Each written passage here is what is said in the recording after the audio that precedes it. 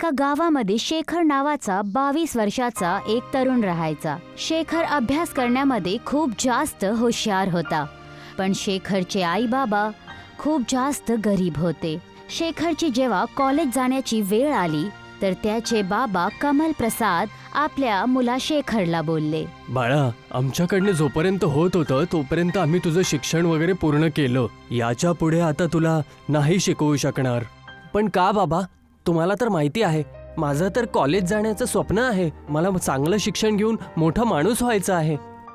शेखरचं बोलणं ऐकून शेखरची आई अनिता प्रेमळ डोळ्यांनी शेखरकडे बघून बोलली, प्रत्येक आईबाबांचं हेच स्वप्न आहे की त्यांचा मुलगा मोठा होऊन चांगल्या कॉलेजमध्ये जाऊ आणि तो आपल्या आईबाबांचं खूप नाम रोशन करू. पण तुला तर माहिती आहे तुझ्या बाबांनी तुला मजदुरी करून इथपर्यंत शिकवलेलं आहे. कॉलेजच्या फीसचा भार आता ते नाही उचलू शकत. काही गोष्ट नाही आई, मला बाबांचं दुःख समजू शकतो मी. मला माहिती आहे बाबांनी 1-1 रुपया जमा करून माझा इंटर करून टाकला आहे. पण आता मी मोठा झालोय. पण मी आता एवढी शिक्षा प्राप्त केलीच आहे की मी आता लहान मुलांना शिकवून माझ्या कॉलेजची फीस काढू शकतो. पूर्ण गावामध्ये फक्त तूच इंटर केला आहेस बाळा. नाहीतर तुला तर माहिती आहे की आमच्या गावाचा मुखिया कुठल्याही आईबाबांना आपल्या मुलांना पुढे अभ्यास करण्याची सलाह देत नाही. ह्या गावामध्ये ज्या पण आई वडिलांनी आपल्या मुलांना अभ्यास करवण्याचा विचार केला तर मुखियाने कायम त्यांचे कान भरले. तुझी आई बरोबर बोलत आहे बेटा. अरे लोक तर शिक्षेचा फायदा सांगतात, पण आपल्या गावातला सरपंच तर शिक्षाचं नुकसान सांगायला बसतो. सांगतो की शिक्षण घेतल्यानंतर लोक बेकार होऊन जातात, ते काही कामाचे नसतात. मेहनत करण्यापासून ते मन चोरायला लागतात आणि रोजगार करण्यासाठी त्यांना लाज वाटायला लागते. बाळा, माझं तर म्हणणं आहे की तू आता आपल्या बाबांबरोबर कामाला लाग. तुझ्या बाबांचं आता वय झालं आहे. आई, तुला काय वाटत आहे? काय माझी इच्छा नाही की बाबा आता आराम करो? पण आता तुम्हीच सांगा, तुमची काय इच्छा आहे? काय मी पण बाबांसारखी मजदुरी करेल? नाही आई, मी काहीतरी वेगळं करू इच्छितो.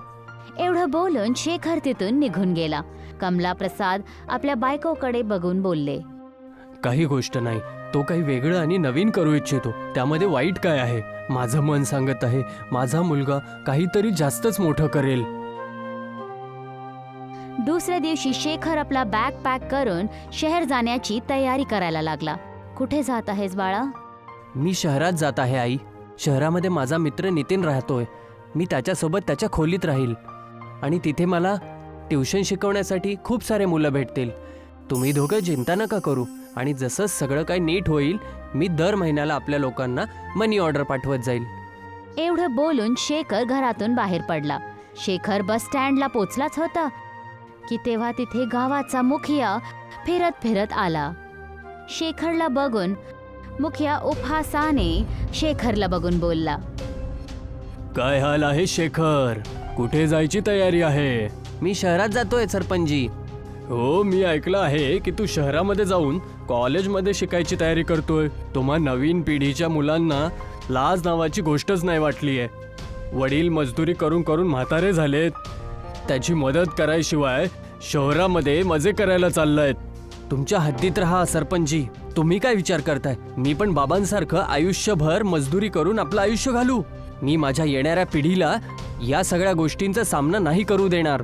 एवढं बोलून शेखर बसमध्ये चढला आणि काहीच तासांनंतर तो शहर पोचला. शहरमध्ये तो आपल्या मित्र नितीनकडे पोचलाच होता की त्याला अचानक बघून नितीन अचंबित झाला. काय गोष्ट आहे शेखर? तू अचानक इथे कस काय? शेखरने सगळं काही नितीनला सांगितलं. मला हे सांगताना चांगलं तर नाही वाटत आहे, पण मी तुझी मदत नाही करू शकत कारण माझा रूम पार्टनर 2 दिवसानंतर इथे येऊन जाईल. काही गोष्ट नाही, मी इथंच जमिनीवरती अंथरून टाकून झोपत राहील. तसं पण तू आणि तुझा रूम पार्टनर तो कॉलेजला चालले जातात. मी सकाळी आणि संध्याकाळी मुलांना शिकवण शिकवत जाईल आणि तुमच्यासोबत कॉलेजला चालला जाईल. सॉरी शेखर, ही गोष्ट बोलण्यात चांगली वाटते, पण खरं हे आहे की 3 लोक एका खोलीमध्ये नाही ॲडजस्ट करू शकत. तुला इथून जावं लागेल आणि तू असं पण तुझ्या आईवडिलांना एकटं सोडून तू इथे यायला नव्हतं पाहिजे. जाऊन मजदुरी कर त्यांच्यासोबत. शेखर तोंड पाडून तिथून निघून गेला आणि फुटपाथवर बसून विचार करायला लागला. जर गावी वापस निघून गेलो तर सगळे लोक माझी चेष्टा करायला लागतील. समजतच नाहीये की आता मी काय करू आणि कुठे जाऊ. शेखर खूप वेळापर्यंत असंच विचारात पडलेला होता. काही वेळानंतर एक म्हातारा माणूस शेखरकडे आला आणि बोलला, मी खूप वेळापासून बघत आहे की तू फुटपाथवरती एकटा बसला आहेस. काही त्रास आहे तर मला सांग. शेखरने जेव्हा त्या म्हाताऱ्याला बघितलं तर त्याच्यात त्याला आपल्या बाबांची छवी दिसली.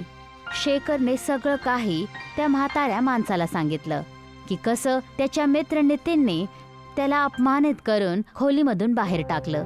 तू हा का विचार करतोय की तू अभ्यास करूनच खूप मोठा माणूस बनशील? आजकाल जमाना खूप बदलला आहे. मी तुमच्या गोष्टीचा अर्थ नाही समजलो.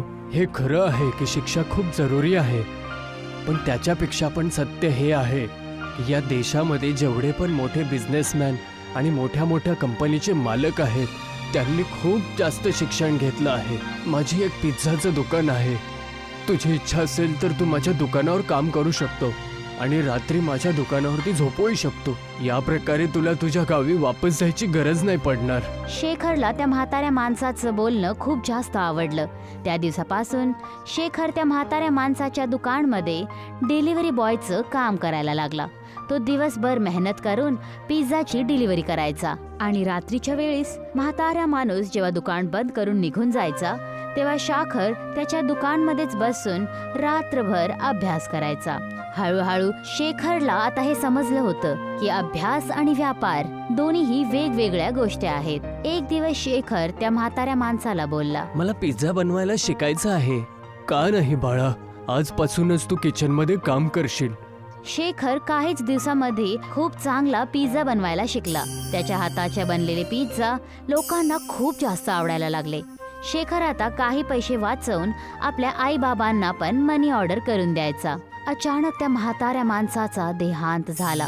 म्हाताऱ्या माणसाच्या देहांताच्या नंतर त्या म्हाताऱ्या माणसाचा मुलगा शेखरला बोलला, मला तू आधीपासूनच नव्हतं आवडत. बाबांना तुझ्यामध्ये असं कायच आवडलं होतं काय माहिती की त्यांनी पूर्ण दुकान तुझ्या नावावर सोपवलं होतं. तू इथून जाऊ शकतोस. असं नका करू. जर तुम्ही मला दुकानातून काढून टाकलं तर मी कुठे जाणार? अरे कुठेही जा, मला त्याच्याशी काय. असंही तुला पिझ्झा बनवायला येतोच. जा तिकडे जाऊन कुठेतरी पिझ्झा बनव. याच्यानंतर माझ्या दुकानाच्या आजूबाजूला पण भटकू नकोस. चल निघ इथून. शेखर चुपचाप आपलं सामान घेऊन त्याच्या दुकानातून बाहेर निघाला. बाहेर निघाल्यानंतर तो परत त्याच फुटपाथवर गेला जिथे त्याची पहिली भेट त्या म्हाताऱ्या माणसाची झाली होती. मी हार नाही मानणार. माझ्या हाताचा पिझ्झा शहरातल्या लोकांना खूप चांगला वाटतो आणि तसं पण खूप लोक मला म्हणलेत की मला स्वतःचं दुकान उघडलं पाहिजे. का नाही मी त्यांनाच मदत मागू? आतापासून मी माझा व्यापार स्वतः चालू करेल. कोणाच्या समोर मी माझा हात नाही पसरवणार. एवढं बोलून शेखर प्रत्येक त्या जागेटी जायला लागला जिथे तो पिझ्झा डिलिव्हरी करायचा. शेखरचा स्वभाव बघून सगळेजण त्याची मदत करायला तयार होतात आणि काहीच दिवसानंतर शेखरने शहरमध्ये एक छोटीशी दुकान भाड्यावर घेऊन त्याच्यामध्ये पिझ्झा बनवायला लागला. पण शेखरची दुकान नाही चालली कारण शहरमध्ये ब्रँडेड पिझ्झा खाणाऱ्या लोकांची संख्या खूप जास्त होती. शेखर ह्याच परेशानीने रात्रीच्या वेळीस एक खूप जुन्या बेकरीजवळ बसलेला होता की तेव्हा एक माणसाची आवाज त्याच्या कानावर पडली. कोण आहेस तू? माझं नाव शेखर आहे. तुम्ही कोण आहात? माझं नाव मोहनलाल आहे. ती बेकरी बघत आहेस? मी तर खूप वेळापासून बघत आहे. ही बेकरी तर बंद पडलेली आहे. माझी बेकरी रात्री स्टार्ट होते. माझ्या बेकरीमध्ये वडापाव खूपच चांगला बनत असतो. तसं तू काय करतोस? आता मी तुम्हाला काय सांगू बाबा, मी पिझ्झा बनवतो. काही वेळापूर्वी मी कर्ज घेऊन एक दुकान घेतलं होतं, पण माहिती नाही का माझा पिझ्झा लोक विकतच नाही घेत आहे. कारण की तुला काहीतरी नवीन आयटम बनवायला पाहिजे बेटा. का नाही तू वडापाव पिझ्झा ट्राय करतास? वडापाव पिझ्झा? हे कसल्या गोष्टी करत आहे बाबा? मी तर पहिल्यांदाच याचं नाव ऐकत आहे. मला तुझा स्वभाव खूप पसंत आला बेटा. मी तुला एक राजची गोष्ट सांगतो. मला वडापाव बनवायच्या खूप साऱ्या विशेष विधी येतात. काही वर्षापूर्वी मी वडापाव पिझ्झा बनवण्याची विधी एका विदेशीकडून शिकली होती. जर तुझी इच्छा असेल तर मी तुला ती विधी शिकवू शकतो, पण एक शर्त आहे. कसली शर्त बाबा? माझी जी वडापाव पिझ्झा बनवायची विधी आहे त्याच्यासाठी तुला फक्त माझ्याच बेकरीमधून वडापाव खरेदी करावे लागतील. पण माझ्याकडे तुमचे वडापाव खरेदी करण्यासाठी पैसे नाहीयेत. काही गोष्ट नाहीये, तुला मी उधारी देण्यासाठी तयार आहे. पण याची काय गॅरंटी आहे? वडापाव पिझ्झा विकलाच जाईल. जरूर विकला जाईल बेटा, आणि बघताच बघता तुझे दिवस बदलून जातील. एवढं बोलून मोहनलाल शेखरला बेकरीच्या आत घेऊन गेला. शेखरने बघितलं की बेकरी आतून खूप मोठी बनलेली होती, पण तिथे एक पण मजदूर काम नाही करत होता.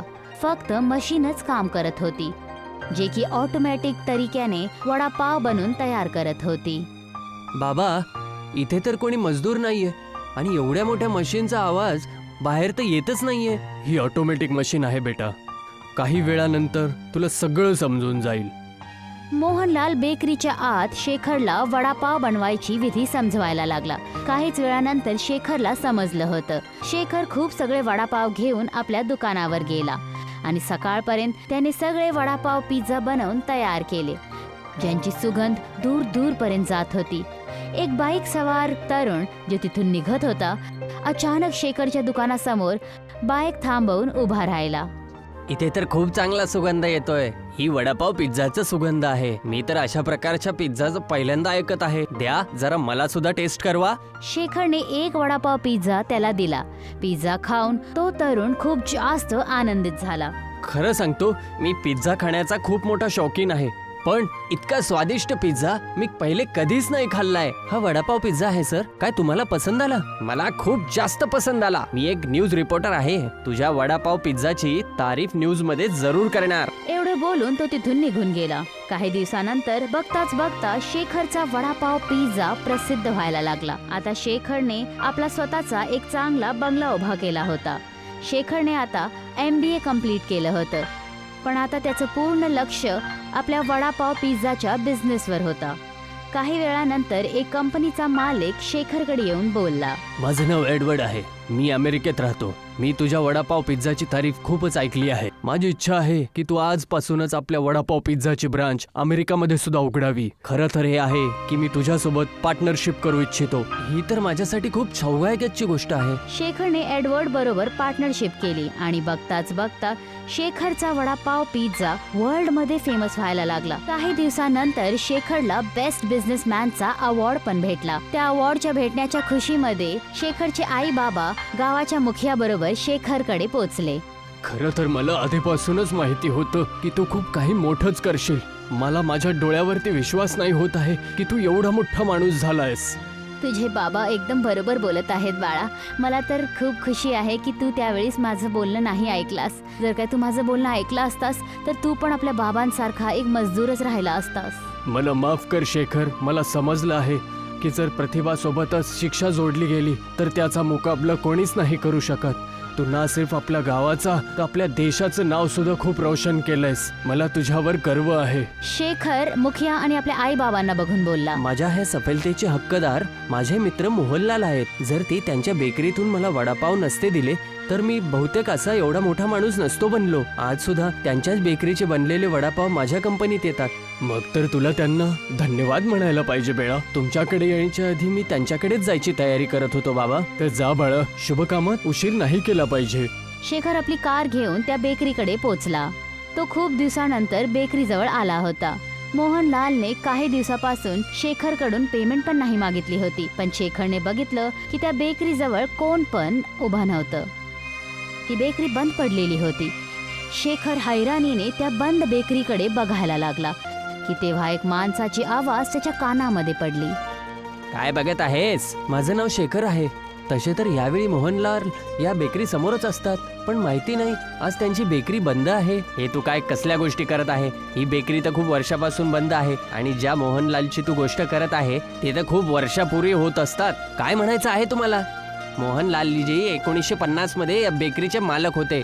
तुम्ही कोण आहात? मी तर इथे एक साफसफाई करणारा कर्मचारी आहे. एवढं बोलून त्या माणसाने एक चेक काढून शेखरला दिलं. काही महिन्यापासून मला हे चेक इथं पडलेले मिळालेत.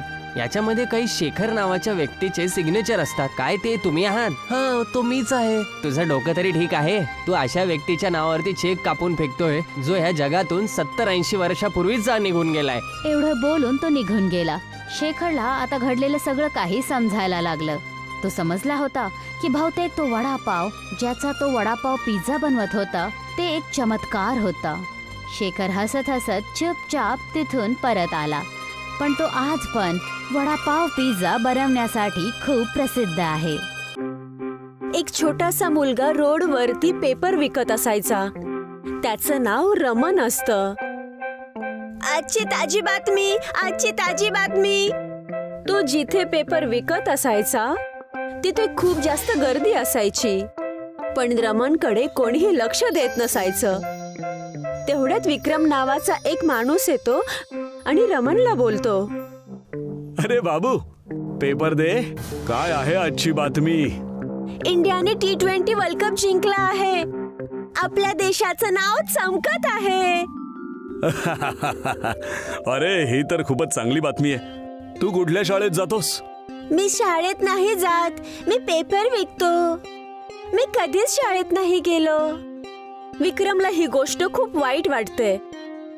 अरे पण तुझं तर शिकण्याचं वय आहे. कसे आई वडील आहेत तुझे जे या वयात तुला कामाला लावून टाकलंय? नाही, त्यांची कोणतीच चूक नाहीये. ते तर ह्या जगात नाहीयेत. पण बाबांची तर माझ्या जन्माच्या आधीच मृत्यू झाला होता. आणि माझी आई पण घराघरामध्ये भांडी धुण्याचं काम करते, ज्यामुळे घर चालवायला खूप त्रास होतो. तुझ्या आईला माहितीये की तू असे रोज रोडवर पेपर विकतोस? नाही, तिला नाही माहित. तिची इच्छा नाहीये की मी काम करावं, पण मला तिची मदत करायची आहे.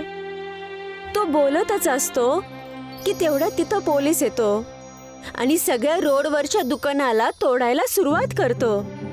त्यामध्ये रमनचं दुकानही तुटलं जातं. अरे चला चला चला, जागा खाली करा, हवा येऊ द्या, चला. विक्रमला हे सगळं बघून खूप वाईट वाटतं. तो रमनला शोधायचा प्रयत्न करतो, पण पोलीस सगळ्या दुकानदारांसोबतच रमनला पण त्याच्या गाडीमध्ये बसवतो आणि पोलीस स्टेशनला घेऊन जातो. हे भगवान, त्या छोट्या मुलालाही पोलीस उचलून घेऊन गेले. तो आपल्या आईपासून लपून पैसे कमवत होता. मला त्याला मदत करायला पाहिजे. नंतर विक्रम पण पोलीस स्टेशनला पोहोचतो आणि एका पोलीसवाल्यासोबत बोलतो. साहेब, तुम्ही या लोकांना सगळ्यांना का पकडलायत? ते तर स्वतःचा धंदा अगदी शांतपणे करत होते. अरे ते गैरकानूनी पद्धतीने आपलं दुकान रोड साईडला लावतात, त्याच्यामुळे जाम होतं ना ट्रॅफिकचा. अरे आम्हाला पण त्यांच्या पोटावर लात नाही मारायची, पण आमचा नाईलाज आहे. आम्हाला वरतून ऑर्डर येतात. विक्रम पोलिसाचं बोलणं ऐकतो आणि नंतर रमनकडे पाहतो आणि नंतर व पोलिसांना बोलतो. साहेब, मला त्या मुलाचा जामीन द्यायचा आहे. त्याला तुम्ही सोडा प्लीज. त्याची आई घरी वाट बघत असेल. अरे अरे ठीक आहे रे, तो इकडे साईन मार आणि घेऊन जा जा. विक्रम रमनला त्याच्या सोबत घेऊन बाहेर येतो. तुला भूक लागली? अरे लागलीच असेल. चल चल, मी तुला काहीतरी खायला घालतो. विक्रम रमनला घेऊन एका फूड प्लाझामध्ये जातो. तो फूड प्लाझा विक्रमचाच असतो. तिथे पिझ्झा, बर्गर आणि मोमोज सारखे फास्ट फूड मिळत होते. बोल बोल, तुला काय हवंय खायला? पिझ्झा खाणार का? नाही, माझ्याकडे पैसे नाहीयेत. तुम्ही मला पोलिसांपासून सोडवलं, तीच खूप मोठी गोष्ट आहे. अरे हा फूड प्लाझा माझाच आहे. तुला पैसे द्यायची गरज नाहीये. काय हवंय ते आनंदाने खाऊ शकतोस तू. मी तुला हे सगळं मोठ्या भावाप्रमाणे सांगतोय. रमनला विक्रम एक पिझ्झा देतो. रमन त्या पिझ्झाचा एक तुकडा खातो आणि परत तिथेच ठेवतो. विक्रम हे सगळं पाहून रमनला विचारतो, काय झालं रमण? इकडे तुला आवडलं नाही का? तू आधी कधी हे खाल्लं नसशील ना? रमन त्याचं डोकं हलवतो. ज्याने त्याला बोलायचं हे होतं की त्याला खरंच ते चांगलं नाही वाटलं. मला घरी जायचंय. माझ्या मम्मीने पण माझ्यासाठी जेवण बनवून ठेवलं असेल. तो ह्याच्यापेक्षा जास्त स्वादिष्ट असतो. मी तेच खाईल. तुम्ही मदत केली त्यासाठी धन्यवाद. अरे तुला आभार मानण्याची काहीच गरज नाहीये. आणि आजपासून रोड साईडला उभं राहून तू पेपर विकायचा नाहीस. तुला उद्यापासून माझ्या फूड प्लाझावर यायचंय आणि मी तुला काम देणार आहे. ठीक आहे, मी उद्या येतो. विक्रम पण त्याच्या घरी निघून जातो. दुसऱ्या दिवशी सकाळी तो बसून विचार करत असतो. त्या मुलाला आपल्या आईचा आधार व्हायचं होतं. परिस्थितीमुळे तो वेळेच्या आधीच मोठा झाला. त्याच्या बालपणात त्याच्याकडे खूप दुःख आहे. काय माहित त्याला काय काय पाहायला लागलं असेल.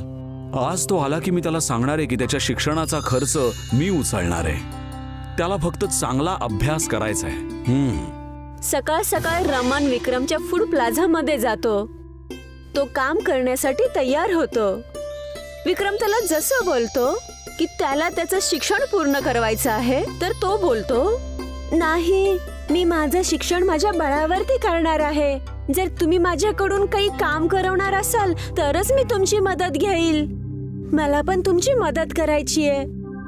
अरे, तू तर खूपच स्वाभिमानी आहेस आणि ही गोष्ट खरंच खूप चांगली आहे. तर मग ठीक आहे, तू संध्याकाळी स्वयंपाकघरात काहीतरी काम कर आणि उरलेलं जेवण घेऊन जा. ठीक आहे? रमन ह्या सगळ्या गोष्टी ऐकतो आणि फूड प्लाझावरती काम करायला सुरुवात करतो. एका रात्री तो एकटा बसून राहिलेला पिझ्झा खात असतो. तेवढ्यात विक्रम तिथे येतो आणि त्याची नजर रमेशच्या पिझ्झावरती गेली. रमण, तुला तर हे आवडत नव्हतं. तू याच्यावर काय टाकून खातोयस?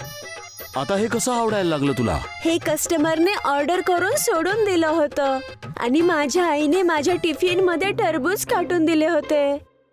तर मी त्या टरबूजला या पिझ्झावरती ठेवून दिलं. आता मला हे खाण्यासाठी खूप चांगलं वाटत आहे आणि ह्याची चव पण छान झालीये. विक्रमला रमनची ही गोष्ट खूप वेगळी आणि युनिक वाटते. त्याला इथं एक वेगळ्या पद्धतीचा पिझ्झा बनवायची एक आयडिया येते. तो रात्रभर बसून त्या आयडियावरती काम करतो आणि दुसऱ्या दिवशी सकाळी टरबूज पिझ्झाच्या नावाने एक नवीन पिझ्झा तो लॉन्च करतो. तो पिझ्झा खूपच छान असतो आणि खूप लवकर विक्रमचं दुकान टरबूज पिझ्झासाठी फेमस होऊन जातं. लांबून लांबून लोक विक्रमचा टरबूज पिझ्झा खाण्यासाठी यायचे. विक्रम ह्या सगळ्याचं श्रेय रमनला देतो. रमण, बघ, तुझा स्पेशल पिझ्झा लोकांमध्ये किती फेमस झालाय. तूच मला टरबूज पिझ्झा बनवायची आयडिया दिलीस.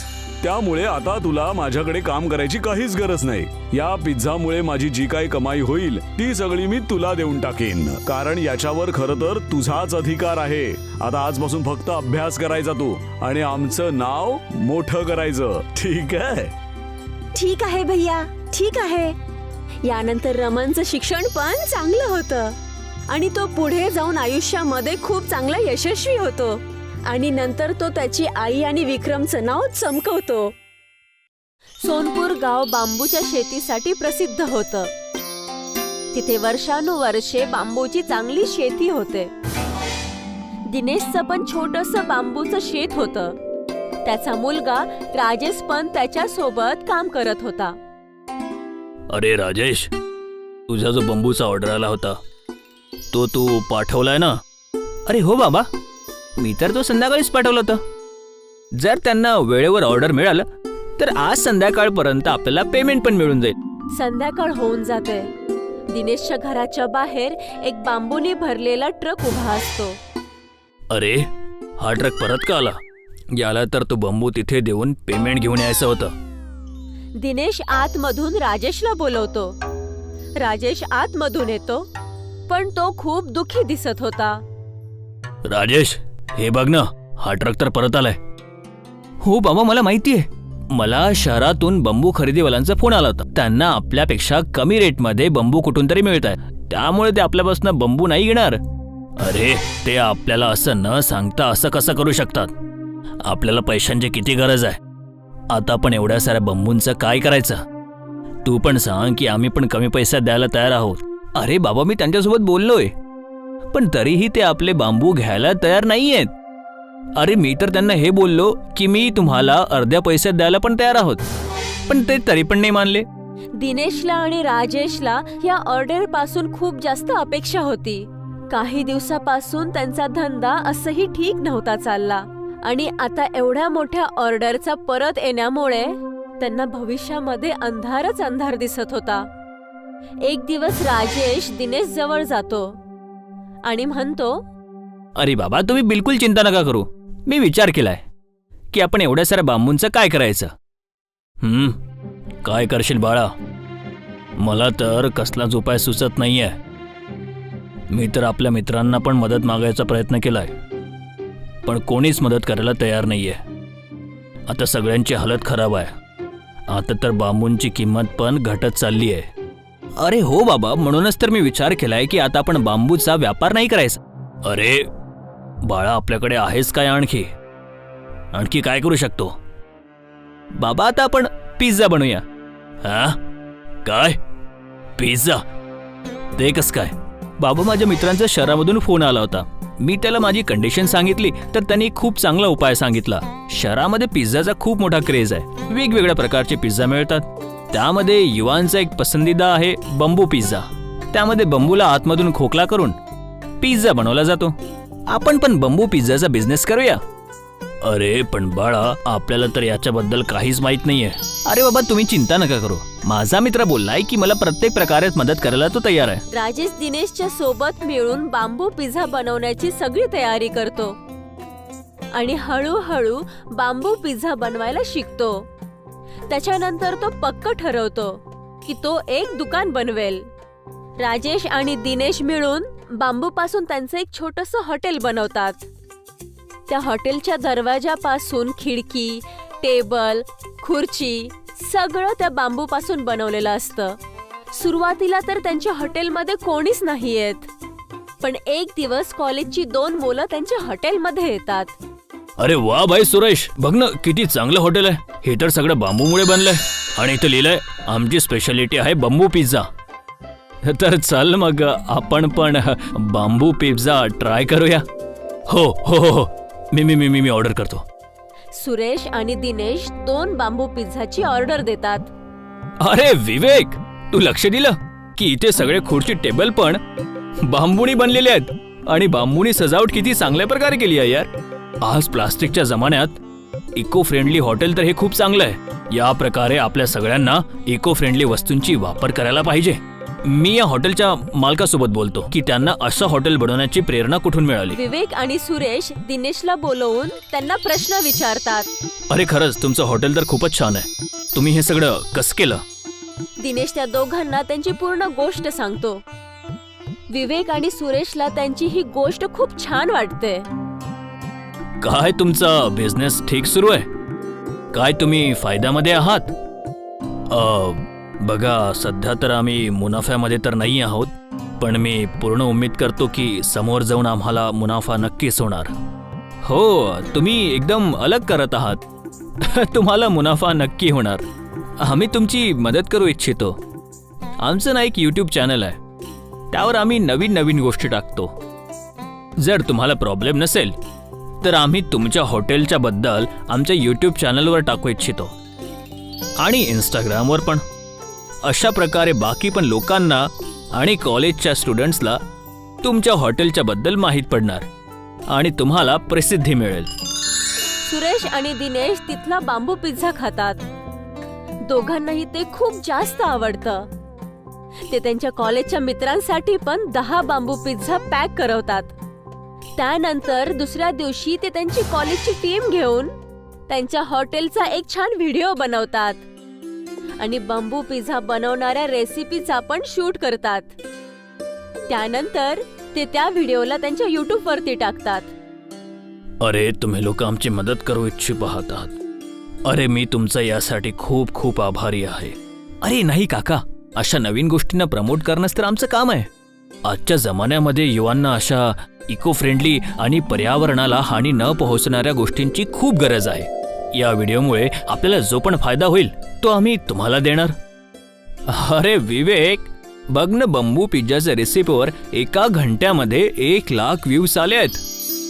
10,000 लाईक्स आणि 1000 कमेंट्स पण आहेत. हे तर आतापर्यंतची आपल्या चॅनलवरची सगळ्यात पॉप्युलर व्हिडिओ आहे. आता या इको फ्रेंडली हॉटेलबद्दल खूप लोकांना माहीत पडणार. काका, आता तुम्ही फेमस होणार आहात. अशा प्रकारे बाप आणि मुलाने सुरू केलेला बांबू हॉटेल प्रसिद्ध होतं आणि ते हळूहळू करत दुसऱ्या शहरामध्ये पण त्यांचे ब्रँचेस ओपन करतात आणि इको फ्रेंडली बांबू हॉटेल आणि पिझ्झाला पूर्ण शहरामध्ये प्रसिद्ध करून टाकतात.